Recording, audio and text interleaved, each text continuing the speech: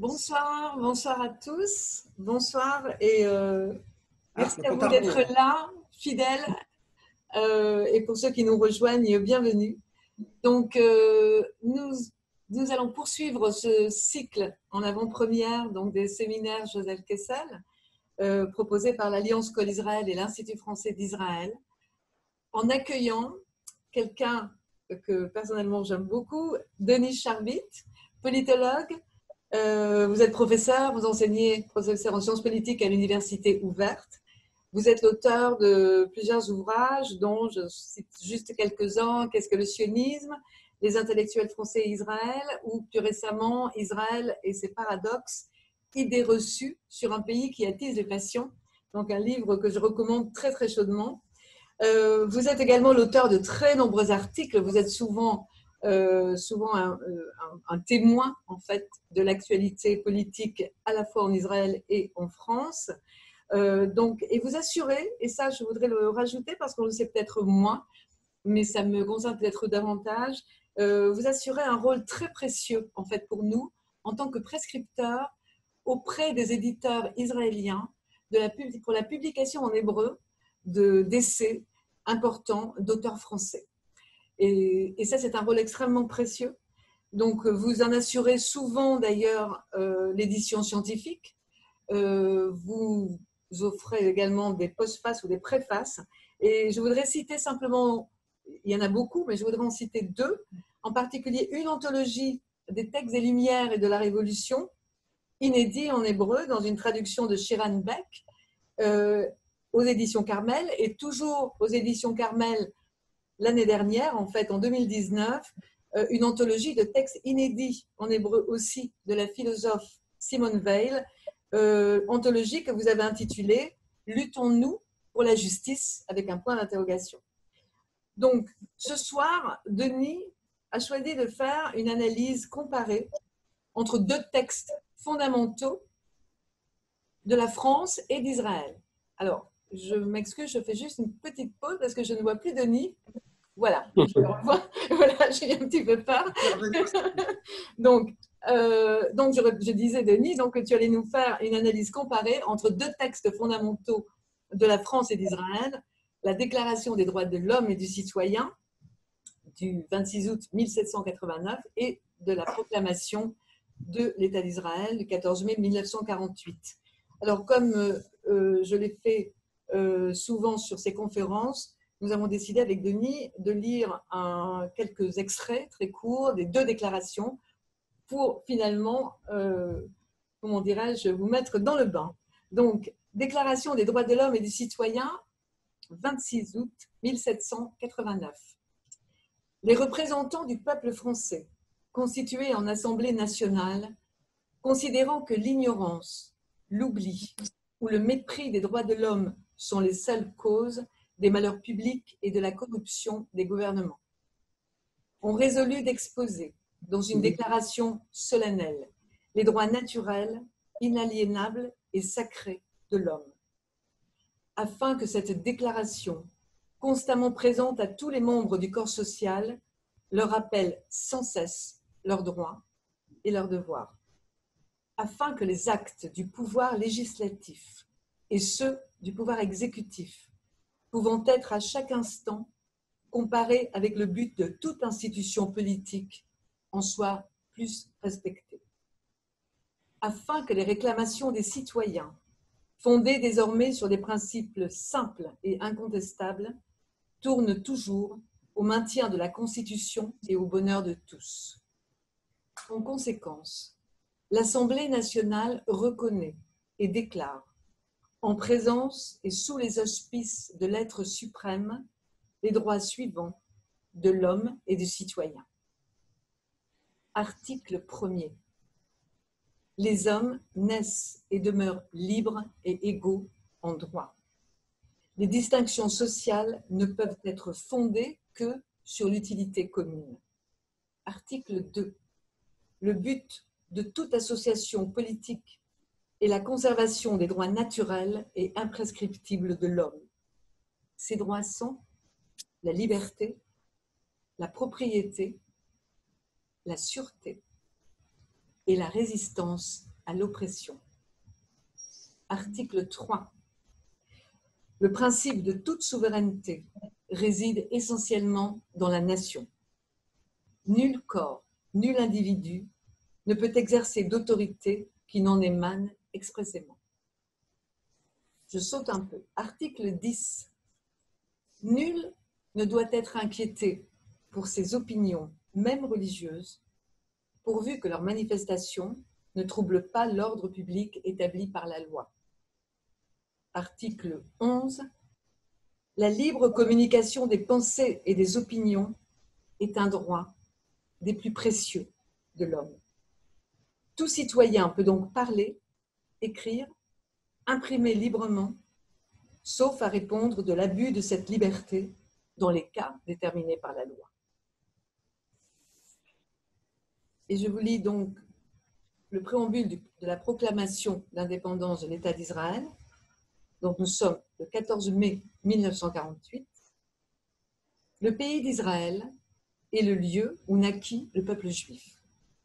C'est là que se forma son caractère spirituel, religieux et national. C'est là qu'il acquit son indépendance et créa une culture d'une portée à la fois nationale et universelle. C'est là qu'il écrivit la Bible et en fit don au monde. Exilé de Terre Sainte, le peuple juif lui demeura fidèle tout au long de sa dispersion et il n'a jamais cessé de prier pour son retour, espérant toujours la restauration de sa liberté politique. L'État d'Israël sera ouvert à l'immigration juive et aux juifs de tous les pays de leur dispersion. Il veillera au développement du pays pour le bénéfice de tous ses habitants. Il sera fondé sur les principes de liberté, de justice et de paix selon l'idéal des prophètes d'Israël. Il assurera la plus complète égalité sociale et politique à tous ses habitants, sans distinction de religion, de race ou de sexe. Il garantira la liberté de conscience, de culte, d'éducation et de culture. Il assurera la protection des lieux de toutes les religions et sera fidèle aux principes de la Charte des Nations Unies. Un très beau programme. Je remercie beaucoup Denis Charbit de revenir sur ces textes fondateurs, essentiels, que moi personnellement, j'ai été très, très heureuse de relire. Denis, à toi. Merci beaucoup Roselyne. Et avant d'entrer dans le vif du sujet, je voudrais te remercier et remercier également Ruth et Sam parce que je dirais je commencerai par quelque chose de très personnel, mais parce que dans mon parcours universitaire, vous êtes, et mon parcours de recherche, vous êtes en quelque sorte mes deux antennes extérieures. Le lien que j'ai avec des jeunes, c'est par Mikvé Israël que je l'ai, et le lien que j'ai avec la diffusion de la pensée française et de la réflexion française, c'est par les éditeurs, effectivement, que tu as cités, notamment Carmel, et je sais que c'est par ton intermédiaire, Roselyne, puisque très souvent, par le programme Eliezer Ben Yehuda, tu finances la traduction de ces ouvrages. Et je voudrais même, une dernière confidence, comme moi je vois trois personnes, j'ai l'impression d'être dans un petit cercle de famille, même si je comprends qu'il y a beaucoup plus de monde, mais pourquoi pas. Je voudrais même vous faire la confidence. Lorsque j'ai obtenu mon titre de professeur, la présidente de l'université est autorisée à mentionner 2-3 paragraphes des motifs qui ont justifié mon avancement. Eh bien, je ne le raconte pas du tout par orgueil, loin de là, mais tout simplement parce que parmi les motifs de cet avancement, elle m'a lu, elle a mentionné une chose qu'en général, on ne mentionne pas, puisqu'on est jugé uniquement sur notre recherche scientifique. Eh bien, il a été donc dit et précisé que depuis début des années 2000 et donc jusqu'à 2019, eh bien, j'avais contribué à enrichir la pensée intellectuelle israélienne en leur apportant cette pensée française. Et je le dis avec d'autant plus de gratitude qu'il y a à peine 15 jours, donc vous voyez, c'est encore très frais, donc ça arrive à peine maintenant dans les librairies, je viens de publier avec d'ailleurs Avi Sagui, professeur de l'université de Bar-Ilan, la traduction en hébreu de La trahison d'éclair de Julien Binda, augmentée, effectivement, comme je le fais à chaque fois, d'un long essai pour introduire à la problématique, en l'occurrence ici des intellectuels, traîtres ou non, et de l'apport de Julien Binda à la pensée en général. Voilà. Et donc, avec les élèves de Mikvé, qui sont d'ailleurs mes premiers cobayes lorsque je leur présente des textes sur lesquels je travaille pour le lectorat israélien, eh bien, voilà, je suis très heureux de les voir réunis, d'autant qu'à l'issue de cette intervention, les élèves de terminale vont fêter leur baccalauréat réussi et je me joignerai après notre intervention à cette fête qui me touche beaucoup, même si bien entendu j'aurais préféré être sur place à Mikvé pour le fêter. Voilà, j'ai fermé la longue parenthèse. Merci beaucoup Denis pour ce rappel de ton rôle important au lycée franco-israélien de Mikvé Israël, qui est tout à fait important. On ne te voit pas que sur I24 et sur les journaux français, etc. Mais on est très heureux que tu daignes aussi enseigner et apporter beaucoup de choses à ces jeunes. Merci encore. Tout à fait. Et c'est moi il m'enseigne, vous savez, c'est comme cette phrase de Camus dans le premier Homme, la mère du jeune Albert qui s'inquiète en disant « Mais vous savez, je n'ai pas d'argent pour payer l'école. » À l'époque, elle était payante au-delà de 13 ans. Et le professeur, l'instituteur Louis Germain qui répond « Il m'a déjà payé en désignant le jeune homme. » C'est-à-dire ce sont ces élèves-là qui, en me stimulant et en m'incitant à leur expliquer et Israël, et la France, et la philosophie, et la diplomatie et les relations internationales qui me stimulent beaucoup. Et pour moi, c'est inséparable de ma recherche depuis déjà près de 10 ans, puisque j'étais dès le début du lancement, depuis plus de 10 ans, puisque j'étais dès le début de cette école. Eva qui est avec nous le sait bien. Voilà, alors ce que nous allons faire ce soir, là on va devenir plus universitaire, mais quand même le rendre tout à fait accessible. Ce que je vais faire ce soir, je vais me prêter à un exercice très important, très classique, très significatif dans la pensée politique. C'est ce qu'on appelle du comparatisme. C'est-à-dire, on fait aussi de la littérature comparée, mais ça existe aussi en sciences politiques, en philosophie politique, lorsqu'on prend des textes qui sont nés chacun dans un contexte totalement différent, qui ont chacun une histoire, une rhétorique, et on estime que ça peut être utile quand on veut comprendre et l'un et l'autre, non pas seulement de les étudier isolément, indépendamment de tout ce qui a été déjà écrit. J'aurais pu faire un cours aujourd'hui sur la Déclaration d'indépendance, j'aurais pu faire un cours sur la Déclaration des droits de l'homme, point barre. Eh bien non, on estime, justement en termes de développement intellectuel, ce que j'essaye de faire avec les élèves de Mikvé justement, eh bien c'est d'innover l'approche en estimant que si on confronte les deux textes, eh bien au final, on apprendra peut-être beaucoup plus de choses que si on se contentait d'étudier ou l'un ou l'autre. Voilà. Alors, c'est chouette, d'autant plus que, ben voilà, du coup, on mélange, on métisse, voilà, on fait jouer les époques, les lieux, les personnes, etc. Et voilà, et ça permet, je dirais, pour faire une référence à quelque chose de notre enfance, vous savez, ces petits dessins où il y avait des erreurs entre l'un et l'autre, c'était censé être des dessins identiques, et ben, il fallait repérer les différences. Voilà. Ben, c'est un peu ce qu'on va faire. Alors, bien sûr, en apparence, il n'y a qu'une chose qui les unit, c'est le fait que ce sont, dans les deux cas, tu l'as dit tout à l'heure, des textes fondateurs ou des textes fondamentaux. Et d'une certaine manière, c'est le texte originel, le premier, celui qui va ouvrir cette nouvelle période de l'histoire. Donc, à cet égard, ils ont tous les deux la même place, c'est-à-dire dans la conscience nationale française et israélienne. C'est le premier texte. Alors, ça ne veut pas dire qu'il n'y a pas de pensée sioniste avant, j'en sais quelque chose. Ça ne veut pas dire qu'il n'y a pas la pensée des Lumières, Rousseau notamment, et Voltaire et Diderot. Bien sûr qu'il y a une archéologie derrière. Les textes ne sont pas seulement nés en 89 ou en 1948, il y a toute une chose qui les précède. Mais encore une fois, l'exercice auquel j'entends vous convier, et qui est très chouette à faire en général. On peut le faire en littérature, on peut le faire en art, hein, le comparatisme n'est pas limité à la science politique. Eh bien, c'est de se dire qu'en faisant jouer cette comparaison-là, on apprendra encore une fois beaucoup plus de choses que si on se contentait de l'étudier tout seul. Alors, je l'ai dit, le point commun, c'est qu'il est considéré comme le texte fondateur, le premier, par rapport à la Révolution française qu'on situe en général au 14 juillet 1789. Alors on voit là qu'on est un tout petit peu en avant, puisque là, enfin le 14 juillet étant en avant, puisque c'est un texte du 26 août. Et c'est vrai qu'entre le 14 juillet et le 26 août, il se passe quand même pas mal de choses. La nuit du 4 août, pour ne citer le serment du jeu de paume, etc. Mais néanmoins, sur le plan d'une contribution écrite, d'une réflexion collective, eh bien, c'est vrai que la Déclaration des droits de l'homme et du citoyen est le texte préliminaire, le texte numéro 1.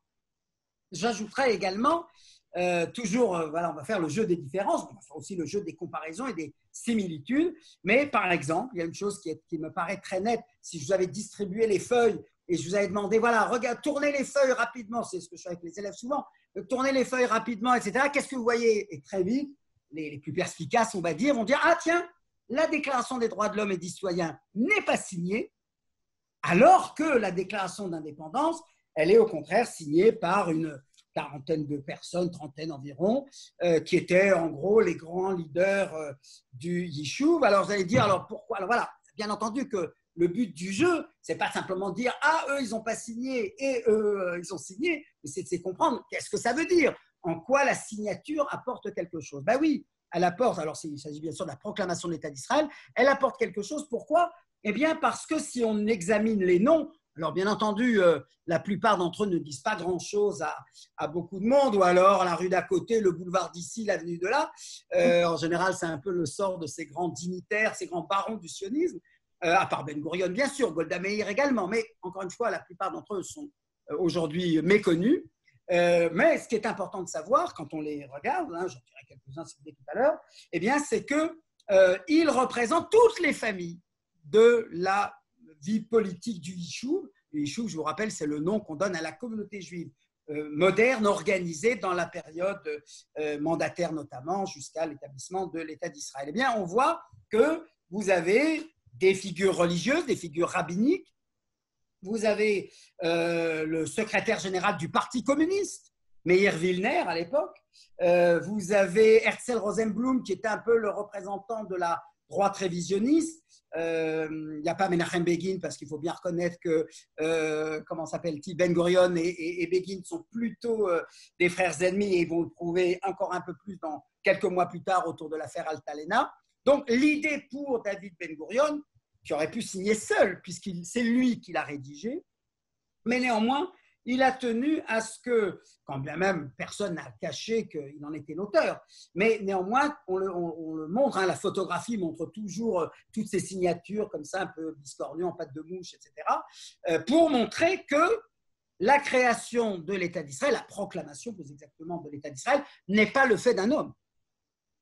Elle est le fait d'une collectivité, de toutes les familles politiques réunies, et Dieu sait, on le sait plus encore cette année 2020 que les années précédentes, à quel point nous sommes divisés en factions, en groupes, en associations, etc. Et que pour un jour comme celui-là, il était essentiel de mettre en avant ces signatures-là, là où au contraire, le texte de la Déclaration des droits de l'homme, eh bien, il est en quelque sorte anonyme. Pourquoi? Parce que ce n'est pas un tel qui parle, ça n'a aucune importance.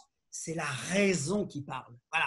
C'est la raison avec un R majuscule, c'est la raison anonyme, c'est la raison universelle. En fait, en ne signant pas la Déclaration des droits de l'homme et des citoyens, c'est une manière de dire que tout homme, toute femme, tout peuple pourrait signer la Déclaration des droits de l'homme et du citoyen. J'ai commencé par la fin avec les signatures. On va continuer avec le titre. Le titre, c'est effectivement... Ah, attendez. Je vais très dire que je suis...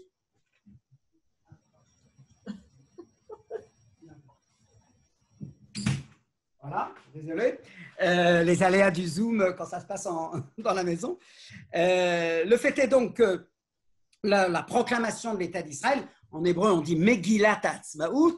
Alors Megillah, ça fait référence à la Megillat Esther, n'est-ce pas? C'est donc, vous voyez, le substrat de la tradition, je ne veux pas dire religieux, mais en tout cas le substrat de la tradition ici qui est mis en avant, et Megillat Ha'atzmaut, l'indépendance, qui est en quelque sorte la définition même de l'objectif politique de ce texte. On vient proclamer la création de l'État d'Israël, et je dirais que là, pour les linguistes, s'il y en a parmi nous, c'est ce qu'un linguiste très célèbre du XXe siècle qui s'appelait Austin avait résumé par une phrase en parlant de ce qu'on appelle la fonction performative, c'est-à-dire il y a dans les mots quelque chose qui sont des actes. Le fait de dire, quand je dis j'ordonne, eh bien voilà, l'acte est commis par le fait même de le dire.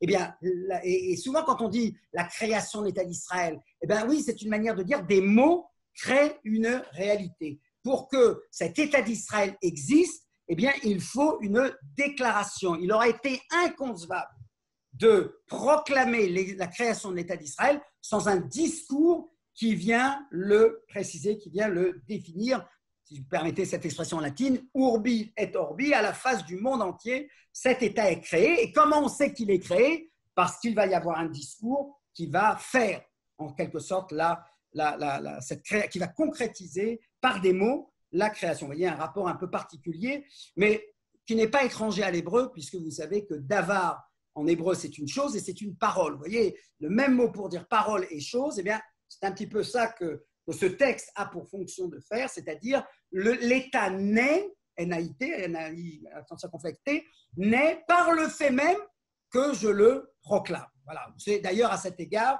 exactement comme, je dirais, l'appel du 18 juin, la résistance naît en France par le fait même qu'on la proclame, hein, la France libre en tout cas.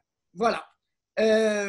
J'ajouterai encore, alors bien entendu que dans les deux cas, un peu d'histoire, dans les deux cas, ces textes-là sont à la fois inaugurateurs, mais en même temps, l'histoire n'est pas terminée avec. Voilà, c'est pas on fait la déclaration des droits de l'homme et du citoyen et ça y est, tout est résolu. Et je n'ai pas besoin de vous dire à quel point la proclamation de l'État d'Israël est loin d'avoir résolu le problème, puisque la proclamation de l'État d'Israël le 14 mai 1948 ouvre la seconde phase de la guerre d'indépendance. Hein. Je rappelle rapidement, du 29 novembre 1947 au 14 mai 1948, il y a une guerre en Palestine mandataire, mais c'est une guerre civile, si vous voulez, entre guillemets, entre juifs et arabes de Palestine, avec ça et là des volontaires qui viennent de Syrie ou des volontaires qui viennent du monde de la diaspora, mais aucun pays arabe n'est impliqué. À partir du moment où l'État d'Israël est proclamé, eh bien, le lendemain, c'est la fameuse invasion par 5 États arabes, dont l'un qui n'a pas de frontière commune avec Israël, c'est l'Irak, précisément parce que l'État d'Israël a été proclamé. Et donc, vous voyez, là s'ouvre la deuxième phase de la guerre d'indépendance, même si, quand on parle de guerre d'indépendance, on réunit ces deux volets, à la fois de novembre 47 à mai 48 et de mai 48 jusqu'à la première moitié de l'année 49, lorsque les accords de cessez-le-feu vont être tour à tour signés avec chacun des pays belligérants, sauf d'ailleurs avec l'Irak. Un mot d'ailleurs, puisque je parle déjà de la proclamation de l'État d'Israël, un mot pour dire quelque chose de cet événement-là. Okay, alors, la grande question, il y a comme ça toujours des mystères qui ne seront jamais réellement éclaircis, sauf demain si on trouve une archive qui viendrait nous dire quelque chose qu'on ne sait pas. Il y a une grande querelle entre les historiens, entre ceux qui disent qu'il y a eu un vote et ceux qui disent que Ben-Gurion a préféré ne pas soumettre la déclaration au vote. Et la question se pose, mais pourquoi ce dilemme? Et ça, c'est important. Après, je reviendrai sur la déclaration des droits de l'homme. Pourquoi c'est important? Parce que, contrairement à ce que l'on pense, la proclamation de l'État d'Israël, elle avait, si j'ose dire, une raison objective. Le début du mois de mai, les Britanniques avaient annoncé leur départ anticipé de la Palestine mandataire. Et ils avaient donc annoncé que le 13 mai au soir, le haut commissaire britannique partirait. Il était censé, je vous le rappelle, d'après le plan de partage de l'ONU, il était censé rester jusqu'à la réalisation de l'État juif et de l'État arabe de Palestine. Voyant la guerre, les Britanniques décident le 13 mai de partir. Ils ont prévenu les autorités. Et Ben Gurion se dit, c'est ce qu'on appelle en hébreu le shat kosher, l'occasion historique, c'est-à-dire c'est maintenant ou jamais, puisque avec le départ du haut-commissaire britannique, il n'y a plus de loi, puisque le haut-commissaire britannique incarnait la loi mandataire. Après son départ, en fait, il se crée en Palestine un vide juridique. Et Ben Gurion estime que puisqu'il y a vide juridique à partir du 14 mai, il y a encore des Anglais, il y a encore l'armée anglaise, britannique, mais elle n'est plus là pour assurer la loi puisque le chef est parti. Bien entendu que ça tombe sous le sens, il faut remplir ce vide juridique et ce vide va être rempli par la création de l'État d'Israël. Ça, c'est le premier point. Mais alors, vous allez me dire, alors, quel est le problème? Oui, ils s'en vont, donc on prend la place, ça paraît tout à fait naturel. Où est le dilemme? Où est la difficulté? La difficulté, je vais vous dire où elle est. Et c'est pour ça qu'on hésite à se dire, est-ce qu'il y a eu un vote ou est-ce qu'il n'y a pas eu de vote? Pourquoi? Eh bien, parce qu'en janvier 1948, la Ligue arabe se réunit et avertit l'exécutif provisoire, c'est comme le gouvernement provisoire, c'est comme ça qu'on disait à l'époque, Ben Gurion donc, avertit David Ben Gurion et l'avertit et le met en garde contre toute déclaration unilatérale de l'indépendance d'Israël. Et en disant, attention, si vous proclamez l'État d'Israël d'une manière anticipée, eh bien, nous déclarerons la guerre. Et c'est pour ça que la décision a été aussi, je dirais, tendue. Ça n'a pas été, je dis toujours, vous savez, ces photos là où on voit la foule danser. Souvent, je vois que par erreur, on met la foule de Tel Aviv le 14 mai 48. Pas du tout. Le 14 mai 48, personne ne danse. Il y a les premières des journaux le lendemain, bien sûr, mais personne ne danse dans les rues de Tel Aviv. La danse, c'est le soir de la résolution 180, le plan de partage de l'ONU. Pourquoi? Parce que les pays arabes ont averti, le jour où l'État d'Israël est créé, le lendemain, nous envahissons le pays. Et d'ailleurs, ils n'ont pas triché, ils ont fait exactement ce qu'ils avaient averti, ce dont ils avaient averti Ben Gurion. Et d'où, je dirais, ce que j'appellerais une décision historique au sens fort du terme, c'est-à-dire, waouh, est-ce qu'en proclamant l'État d'Israël, j'ouvre une page magistrale de l'histoire du peuple juif, ce qui a été le cas, ou bien, attention, nous on est après, donc c'est facile de dire que c'est un geste historique, mais quand on est le jour même, est-ce que là, on n'ouvre pas une boîte de Pandore? Est-ce qu'il ne va pas y avoir l'invasion comme ils l'ont averti? Et je vous rappelle que Golda Meir essaye de convaincre Abdallah de ne pas entrer en guerre et que finalement, il y va lui aussi. Et la Légion arabe, c'était l'armée la plus forte de la région. Les autres, ça ne coûtait pas beaucoup. Il venait à peine d'être indépendant. Et donc, d'où, je dirais, la lourde responsabilité que prend David Ben Gurion en disant « Allez, on le fait », sans savoir à ce moment-là qu'est-ce qui va se passer. Et je vais finir sur les circonstances de la proclamation de l'État d'Israël en apportant une anecdote de plus, mais qui est pour moi une sorte d'apothéose. Je ne sais pas si vous le savez, mais les hommes politiques de cette génération, je pense à David Ben Gurion, bien sûr, je pense à Moshe Charette également, étaient des graphomanes. Ils écrivaient tout le temps. Il n'y avait pas la télé, il y avait la radio, mais il n'y avait pas la télé, vous n'avez pas trop le cinéma, peut-être un peu le théâtre. Quand ils n'étaient pas en train de faire de la politique, ils étaient en train d'écrire sur la politique. Et ils avaient donc un yoman, un journal, ils tenaient un journal. Et vous avez des volumes, des dizaines de volumes, notamment Moshe Charette, mais même Ben Gurion, il est peut-être le deuxième après lui, après Charette, à écrire, ce qui d'ailleurs pour les historiens est une mine de renseignements, même si ce n'est pas toujours fiable, parce qu'il faut faire attention, il faut corroborer les témoignages. Le fait est que David Ben Gurion, alors là je vous le donne en mille, si on était devant, je vous demanderais de répondre. Qu'est-ce qu'il écrit quand il revient à la maison le soir de ce qui est aujourd'hui le musée de il revient chez lui, qu'est-ce qu'il fait? Allez, vous allez dire, des tonnes. Il va écrire 3 pages, 10 pages, il va faire un truc, un panégyrique. Ce jour-là, j'ai fondé l'État d'Israël, un truc très personnel, très peut-être voilà, un peu folie des grandeurs si vous voulez, etc. Ce qui est sûr, si ça était arrivé aujourd'hui, on aurait eu droit à voilà, 2000 ans d'histoire qui nous contemplent. Eh ben non. David Ben Gurion, qui encore une fois, c'est la responsabilité qu'il habite, hein, c'est pas qu'il anime, mais qu'il habite totalement, écrit, tenez-vous bien, une seule ligne dans son journal au 14 mai 1948. Et cette ligne, c'est la suivante. Aujourd'hui a été créé l'État d'Israël. Notre sort, désormais, est entre les mains de l'armée et des forces de sécurité.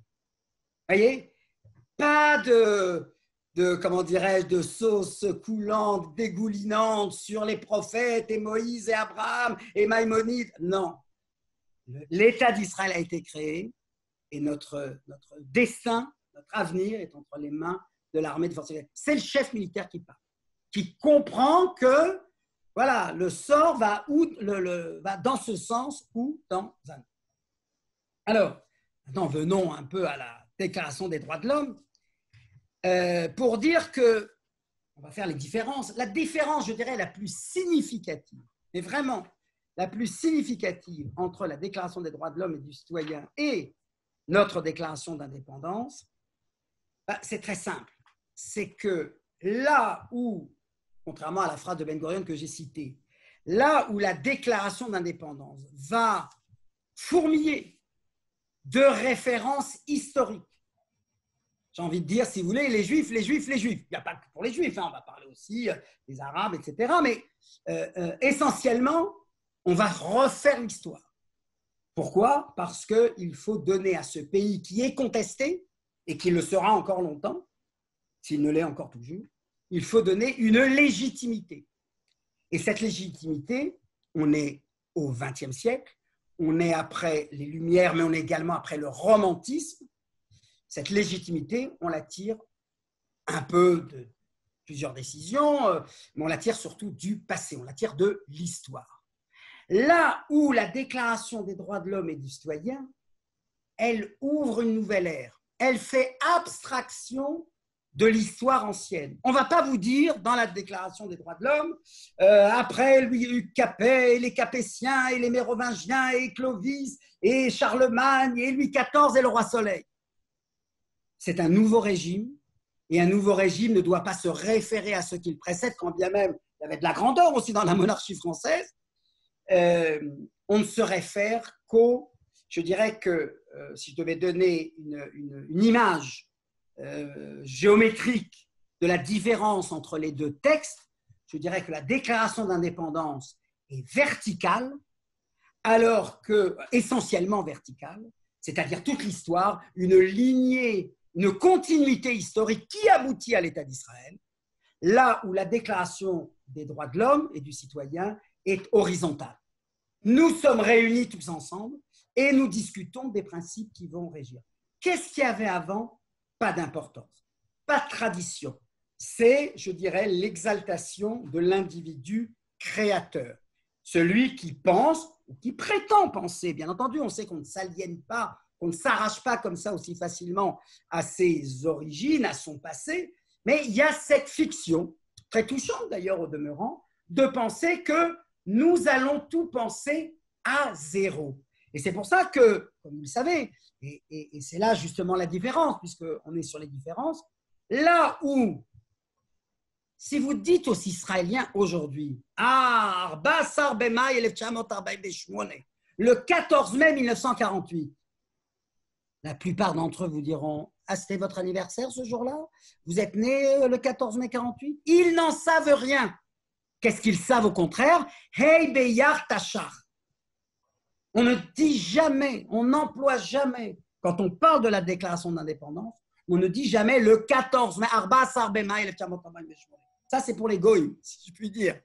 On prend la date hébraïque.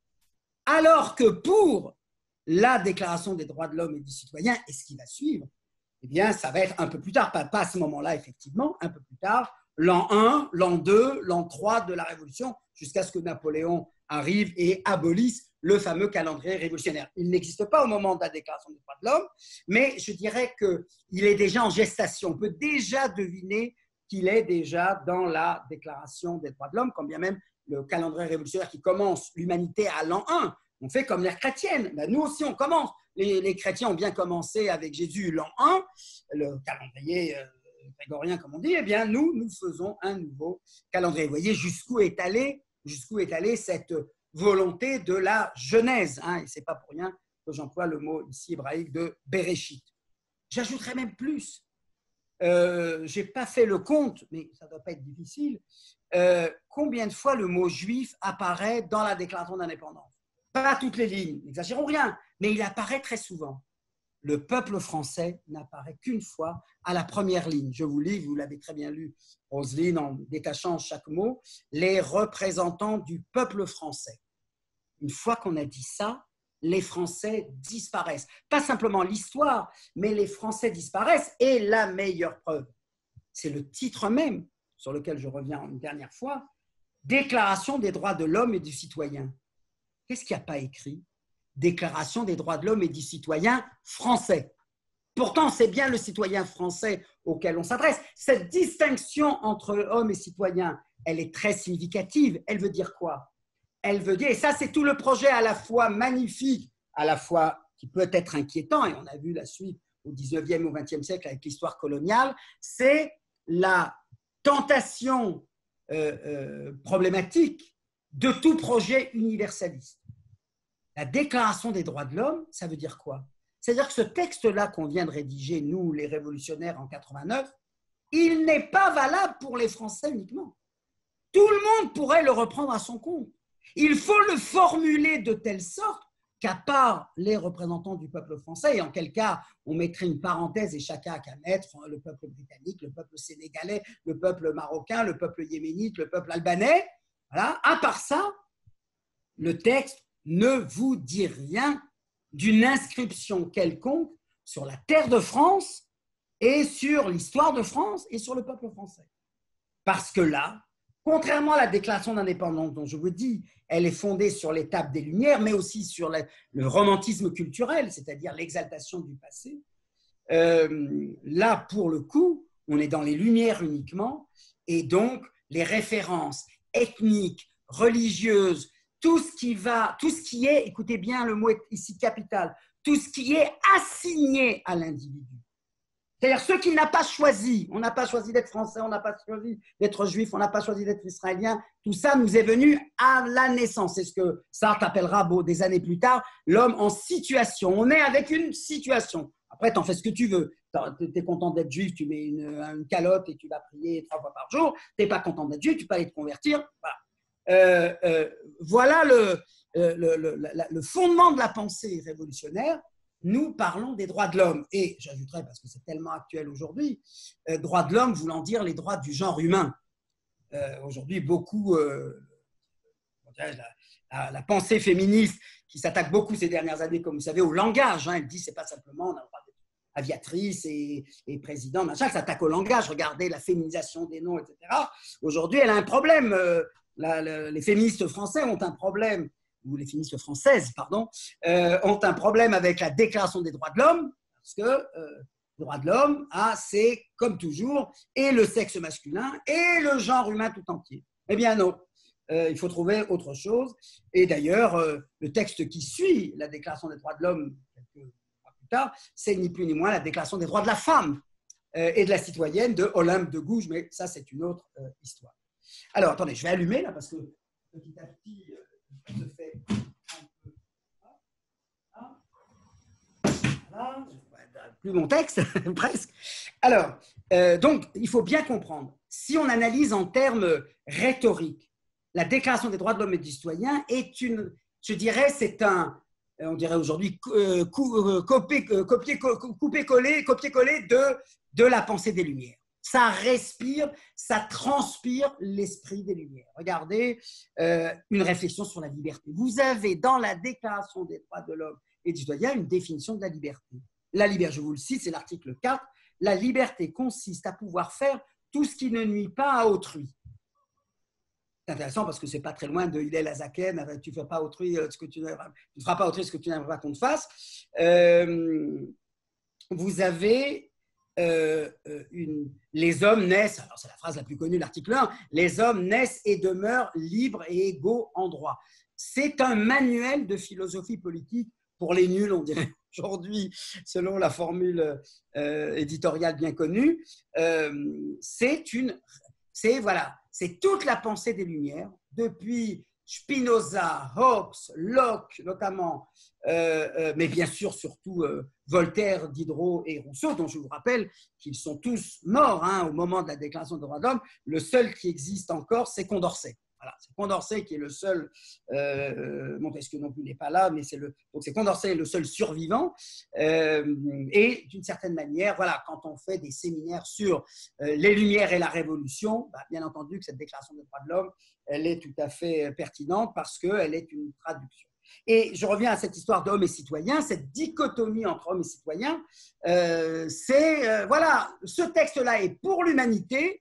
Mais comme on est associé au sein d'un corps politique qu'on va appeler la nation, eh bien, dans la nation, nous avons des citoyens. Donc, vous voyez, le rapport entre l'homme et le citoyen est un rapport entre la partie et le tout. Le tout, c'est l'homme. Le citoyen, c'est la partie. C'est cette partie libérée de l'humanité, cette partie qui s'est dotée des bonnes institutions, des meilleures institutions pour y parvenir. Alors, je voudrais encore faire plusieurs remarques sur la question de la religion. Okay. Je l'ai dit dans la déclaration d'indépendance, elle est présente, elle a été l'objet de débats, de discussions malgré tout, mais regardez, je lis les 2 premières phrases que tu as lues, Roselyne, tout à l'heure, le pays d'Israël est le lieu où naquit le peuple juif. C'est là que se forma son caractère spirituel, religieux et national. Vous voyez, d'emblée, Rouhani Dati. Alors, et juste après, c'est là qu'il écrivit la Bible et en fit don au monde, etc. Et la ligne d'ensuite, il n'a jamais cessé de prier pour son retour, etc. Vous voyez, premier paragraphe, on a religieux, on a Bible, on a Terre Sainte et on a prié, je crois et relié le caractère religieux. Vous voyez, ça fait beaucoup. Alors, en même temps, et c'est ça qui est intéressant, parce qu'on pourrait dire, alors ils sont complètement opposés l'un à l'autre. Non, c'est beaucoup plus complexe. Pourquoi c'est beaucoup plus complexe? Parce que dans la Déclaration des droits de l'homme, je dirais que la religion, l'émancipation par rapport à la religion, relève de la mise en parenthèse. Comment on voit que tu t'es émancipé de la religion? Par le fait que tu n'en parles plus. Ça n'existe pas. Tu n'as pas besoin de faire référence à Dieu ou quoi que ce soit. Il n'existe plus, il est absent. C'est le grand absent du texte de la Déclaration des droits de l'homme et du citoyen. En revanche, et ça, je trouve ça absolument remarquable, comme illustration justement de cette culture qui entend s'émanciper, s'affranchir de la tutelle religieuse. Regardez, tu l'as lu, Roselyne, tout à l'heure, l'article 10. Et je vais faire comme toi, Roselyne, je vais aller très doucement pour que vous l'entendiez, c'est une ligne. Nul ne doit être inquiété pour ses opinions, même religieuses. Ce même, il est absolument extraordinaire, parce qu'il y aurait pu inclure, y compris les opinions religieuses. C'est même religieuse.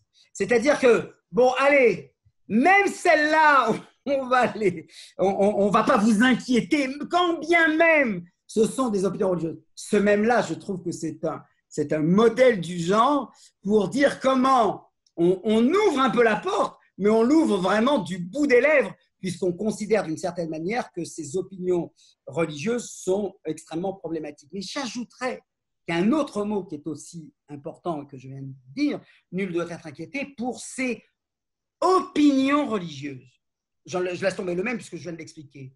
Je ne sais pas si vous vous rendez compte, mettez-vous à la place du lecteur de l'époque, même aujourd'hui, dire d'une religion qu'elle est une opinion, mais c'est un scandale, mais c'est un blasphème. Une religion, c'est de l'ordre de la foi, c'est de l'ordre du total. Là, nous avons des opinions. Voilà, j'ai une opinion sur Dieu. C'est-à-dire qu'on entend dans cette phrase-là, je dirais, le Deus ex machina, ce n'est pas Dieu, c'est l'homme qui décide d'avoir sur Dieu des opinions, même religieuses. Vous voyez où ça va. Alors, je ne vais pas trop en faire là-dessus. Alors, vous allez dire, bah oui, pour Israël, c'est complètement le contraire. Non. C'est pas tout à fait le contraire. Vous allez dire, mais comment religieux, prière, machin, etc. Ah non, c'est une autre manière, je dirais, de s'émanciper de la religion. Je dirais par la phagocytation, par l'absorption, par la récupération, je dirais, comme on dit, j'aime pas trop ce mot, mais je l'emploie pour que ce soit clair un peu plus, par l'instrumentalisation. Pourquoi? Et je relis là aussi doucement pour que vous entendiez bien les phrases. Regardez le préambule, comme on dit en français, l'incipit. Le pays d'Israël est le lieu où naquit le peuple juif. Le peuple juif est né en terre d'Israël? Attendez, moi j'ai lu la Bible, c'est dans le Sinaï qu'il a été créé. Eh bien non, on refait l'histoire. La Bible, là, pour le coup, elle n'est pas une référence intéressante parce que du coup, elle ne nous attache pas à la terre que l'on va réclamer, sur laquelle on va établir notre souveraineté. Le pays d'Israël, Eretz Israël bien sûr, est le lieu où naquit le peuple juif. Allez dire à un religieux que c'est en terre d'Israël que le peuple juif est né, il va vous dire non, il y a erreur, il a mal lu le livre de l'Exode. Je continue. C'est là que se forma son caractère spirituel, religieux et national. Et ça, il ne faut pas être grand clair en hébreu comme en langue française d'ailleurs, pour savoir que quand il y a une série d'adjectifs, okay, ils peuvent être soit interchangeables, le plus souvent, et dans le contexte-là, c'est très clair, ils vont dans le sens de la progression. Il est spirituel, le caractère. Il est religieux, le caractère. Il est surtout national. Donc, vous voyez comment on n'évacue pas le religieux, mais on va lui donner, ce qui était pour Ben Gurion, le nec plus ultra, une place subordonnée. Je vais employer un mot encore plus dur, une place subalterne. Alors, j'ajoute là la phrase, celle-là, elle est gros comme, je ne sais pas comment dire. C'est là c'est le peuple juif, hein, c'est là qu'il écrivit la Bible. Waouh! La Bible écrite par le peuple juif? Mais je croyais que c'était une parole révélée. Je croyais que c'était Dieu qui nous l'avait transmise. Pas du tout. C'est le peuple, c'est là qu'il écrivit la Bible. Le peuple juif a écrit la Bible. Vous vous rendez compte là du caractère? Je veux dire, pour un religieux, il aurait mieux valu que ce soit comme la Déclaration des droits de l'homme et citoyen, ne dit rien de la religion, ne dit rien du judaïsme pour dire, si c'est pour dire des conneries. Pardonnez-moi l'expression. Et il en fit don au monde. OK. Certes, il y a quand même une concession qu'on ne peut pas, dont on ne peut pas tenir compte. Il n'a jamais cessé de prier pour son retour. OK. Donc, on dit, il n'a jamais cessé de prier. Donc, ça, là, au moins, ça représente bien le peuple juif comme ayant toujours été fidèle. Mais il prie, là aussi, quelque part, il y a cette astuce-là, cette manipulation qui ne dit pas son nom. Hein. Les gens qui lisent, attendez, je suis sûr que je ne sais pas qui l'avait lu auparavant, mais pour beaucoup dire, mais moi je crois que la Déclaration d'indépendance était le texte le plus juif de l'histoire de Sionisme. Ben, pas du tout, non, il n'est pas autant qu'on croit, puisqu'il dit, il n'a jamais cessé de prier pour son retour. Ce n'est pas prier pour Dieu, ce n'est pas prier pour son retour. C'est-à-dire, qu'est-ce qu'on retient de la prière juive? Uniquement les prières du retour qui existent dans la Hamida, Kabex, Kanfei, Yaharet, etc. Donc, mais on ne retient que de cela, espérant toujours, espérer l'espoir, catégorie juive par excellence, qu'est-ce qu'il espère toujours? La restauration de sa liberté politique. Waouh! Là c'est le sioniste qui parle, bien évidemment. J'ajouterais encore, pour aller un tout petit peu plus loin, alors effectivement, il garantira la liberté de culte. Il assurera la protection des lieux saints de toutes les religions. Donc là, pour le coup, on a quelque chose de beaucoup plus large. Et puis enfin, nous avons, c'est le dernier passage, concernant, alors là, ça fait l'objet d'un grand compromis. Est-ce que il faut faire ou non référence à Dieu dans le texte. La plupart des sionistes étaient laïques, sinon athées, c'est-à-dire laïques au sens on ne mêle pas Dieu à la politique, etc. Il y avait quand même pas mal de rabbins, des orthodoxes, des sionistes religieux, etc. Et on s'est entendu sur une formule qui apparaît dans le texte, bien sûr, qui est l'expression hébraïque de Tsur Israël. Et Tsur Israël, c'est traduit littéralement le roc d'Israël. C'est comme ça qu'on traduit en général dans la traduction, le roc ou le rocher d'Israël. Alors, le roc d'Israël, Tsur Israël, ça fait, ben voilà, on est fort, on est bon, on est puissant, etc. Donc, c'est la pérennité d'Israël. Mais les religieux savent que c'est un des noms de Dieu. Et si c'est donc un des noms de Dieu, eh bien, cette polysémie a permis, d'une certaine manière, que ce texte soit signé par, comme disait Aragon, ceux qui croyaient au ciel et ceux qui n'y croyaient pas. Voilà. Il faut bien comprendre une autre différence. Bien sûr que la France révolutionnaire inaugure quelque chose de neuf, mais le royaume de France existe toujours. Il devient une monarchie constitutionnelle. Il ne faut pas oublier, le 14 juillet, on n'a pas descendu le roi. Le roi, c'est un peu plus tard, c'est 1792. Après, c'est l'exécution de Louis XVI et de Marie-Antoinette, etc. Donc, c'est une monarchie pendant quelque temps. Le pays existe déjà. Là, nous avons la création de quelque chose qui, ex nihilo, qui n'existait pas auparavant. Et c'est la raison pour laquelle, et ça me paraît important d'en dire quelques mots, que vous avez, en fait, si on analyse le texte, si on découpe plus exactement le texte de la Déclaration d'indépendance, vous avez deux parties.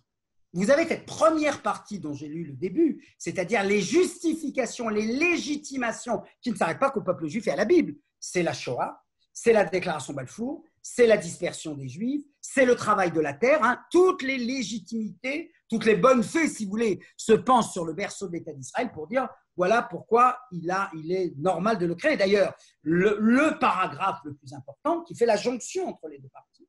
La première, c'est donc cette histoire des peuples juifs, avec une mention des nazis, hein, d'ailleurs. Hein, ils sont mentionnés, hein, c'est pas rien. Hein, les nazis sont. Le mot est employé. J'ai toujours été très surpris d'ailleurs que le mot figure. Eh bien, la jonction entre les deux parties, c'est ce texte-là, en conséquence de tout ce que je viens de dire, un peu comme un texte juridique, attendu que, nous, membres du Conseil, etc., nous nous sommes rassemblés ici en ce jour où prend fin le mandat britannique, et en vertu, bien, du droit naturel et historique. Naturel, c'est la référence aux Lumières, historique, c'est la référence au romantisme, les deux racines du sionisme, culturel du sionisme, et conformément à la résolution de l'Assemblée générale des Nations unies, nous proclamons la création d'un État juif en terre d'Israël qui portera le nom d'État d'Israël. Voilà le paragraphe principal. Hein. Ça, c'est le performatif d'Austin. Hein. C'est là qu'en disant il est là, il est créé. Et puis, nous avons ensuite la deuxième partie du texte qui est, voilà, je reprendrai ce syntagme que vous connaissez tous depuis fort longtemps, l'État juif est démocratique. Ben, la première partie du texte, c'est l'État juif qui parle. Et la deuxième partie du texte, c'est l'État démocratique qui parle. C'est-à-dire quels vont être les principes qui vont réglementer la vie publique de ce pays. Quel va être le régime politique de ce pays. Alors, il y a une question qu'on se pose toujours. Comment se fait-il que la notion de démocratie n'apparaît pas? N'essayez pas de chercher, il n'y a pas le mot démocratie dans le texte. Alors que tous les principes s'y trouvent. Tous les principes, je vous l'ai dit, vous l'avez lu, hein, le développement du pays pour le bénéfice de tous ses habitants, fondé sur la liberté, la justice et la paix. Ah, à propos, une petite parenthèse que je n'avais pas l'oublier, je vois qu'il est 20h en plus, la paix ne figure pas dans la Déclaration des droits de l'homme et du citoyen. Et là, je dirais, voyez, c'est deux traditions culturelles différentes. La paix est capitale, cardinale dans la tradition juive, et donc il apparaît dans la Déclaration d'indépendance, il n'apparaît pas dans la Déclaration des droits de l'homme et du citoyen. Quel est en revanche le mot qui figure dans la Déclaration des droits de l'homme et du citoyen, mais qui n'apparaît pas dans la Déclaration d'indépendance? Et vous allez voir que c'est tout à fait culturel, le bonheur. La fondation, l'objectif, c'est le bonheur. Nous les Juifs, le bonheur. Vous connaissez la phrase, il y a une phrase magnifique de Hermann Cohen, hein, ce philosophe rationaliste, hein, disciple de Kant du début du XXe siècle, et qui n'était pas sioniste, hein, comme beaucoup de Juifs allemands. sauf Buber et d'autres, mais lui n'était pas sioniste. Et on lui disait, mais pourquoi vous êtes pas sioniste? Qu'est-ce que vous reprochez au sionisme? Et sa réponse, qui est une boutade extraordinaire, c'est « ils veulent être heureux ». Voilà.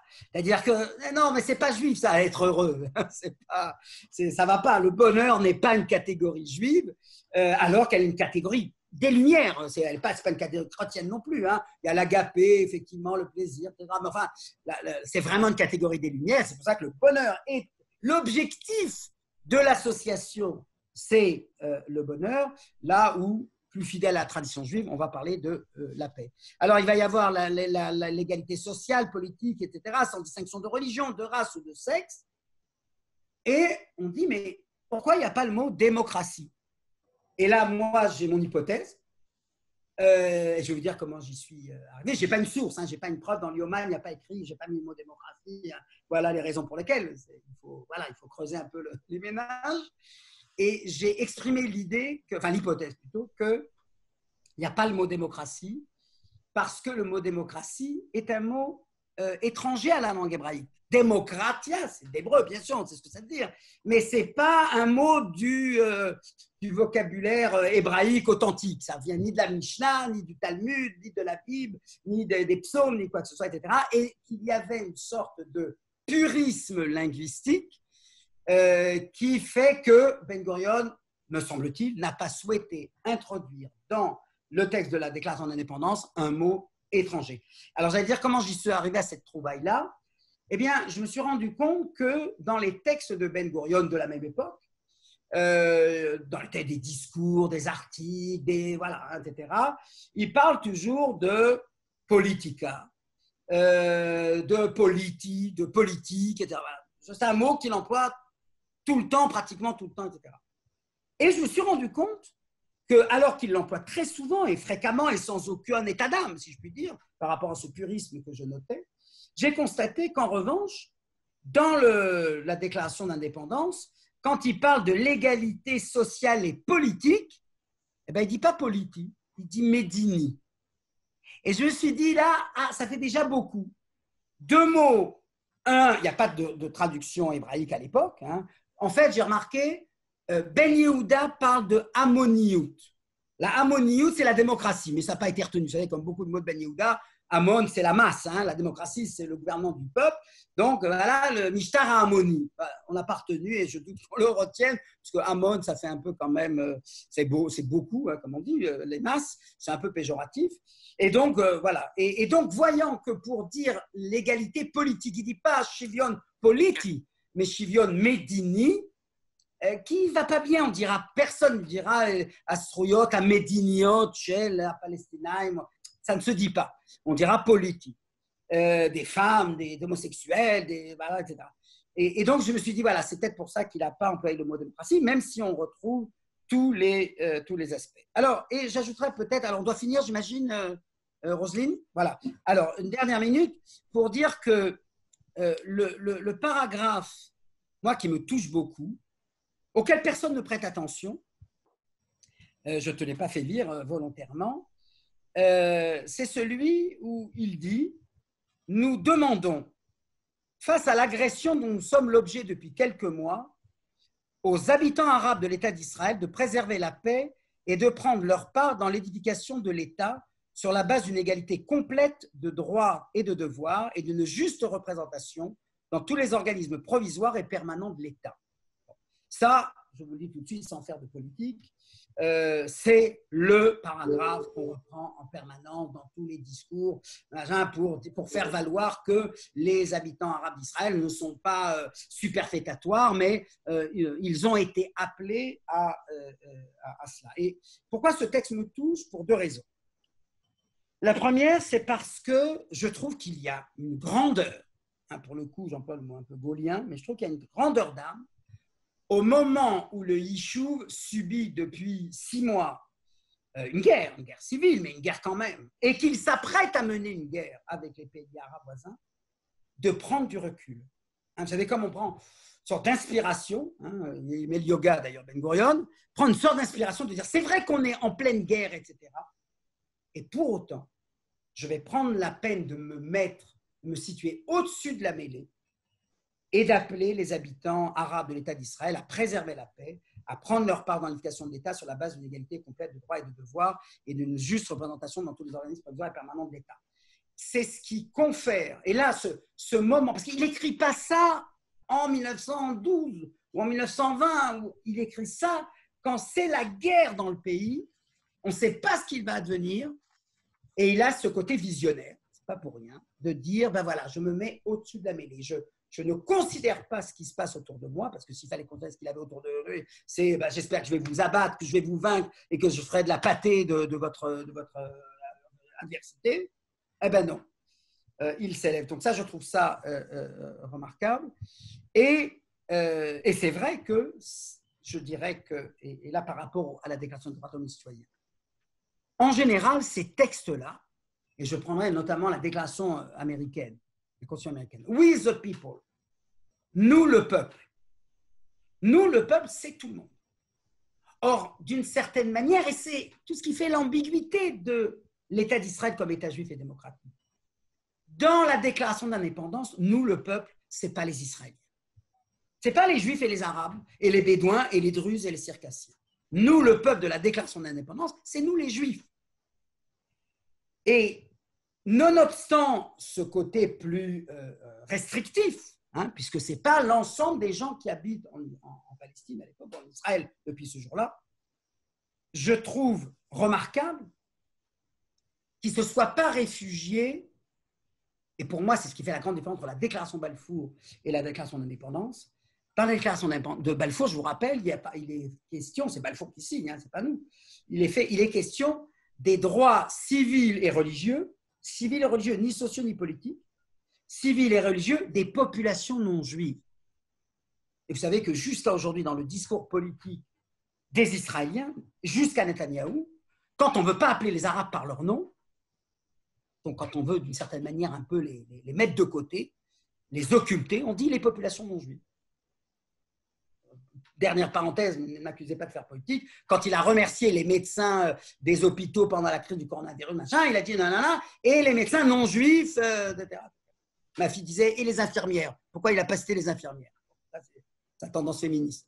Eh bien là, je trouve remarquable que quand bien même ce texte-là est un texte de juifs, pour les juifs, par des juifs,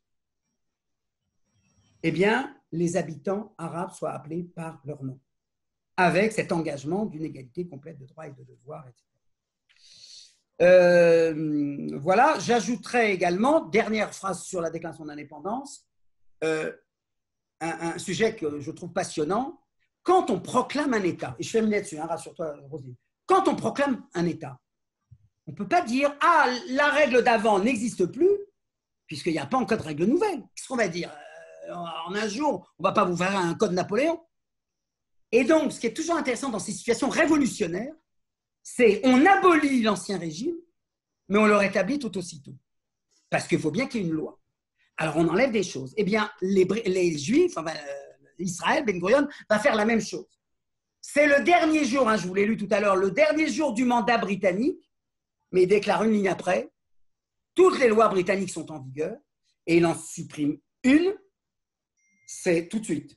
C'est l'interdiction de l'ALIA, puisque ça c'était les dispositions du livre blanc. Donc, toutes les lois britanniques sont en mesure, y compris l'état d'urgence, etc.